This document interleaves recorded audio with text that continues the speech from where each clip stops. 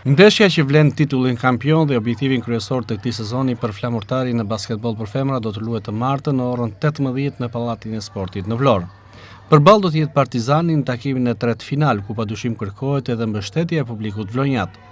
Për basketbollistët e flamurtarit, kjo ndeshje ka një rëndësi të veçantë, pasi duhet vijuar në rrugën e fitoreve, edhe pse përballë kanë një kundërshtar të fortë siç është edhe Partizani.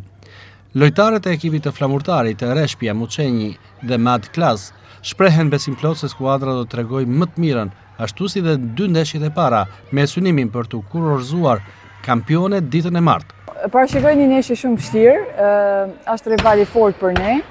Rezultatet flasin vetë, ku ndeshjen e dytë fitu me shumë pak pikë, kështu që nëse duhem fitojmë, kështu që thrasim gjithë tifozat vlonjat, kudo që nollen, që të vinë dhe ta mbështesin dhe dalim kampion. Përveç se është ndeshja më e rëndësishme pothuajse gjithë kampionatit, është edhe ndeshja me më shumë emocione, prandaj ne duam që të vinë tifozat të na mbështesin dhe të bëjmë pjesë e emocioneve tona që ne të arrijmë titullin kampion. Pasi për këtë kemi luftuar gjithë kampionatin.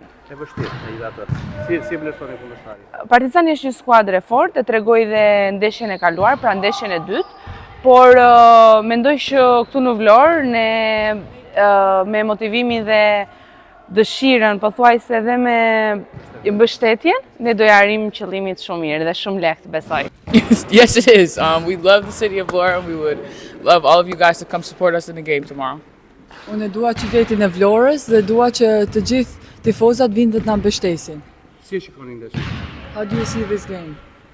I see it as a championship. We're going to leave with a cup. E shoh si një ndeshje shumë të fortë dhe do dalim me fitore.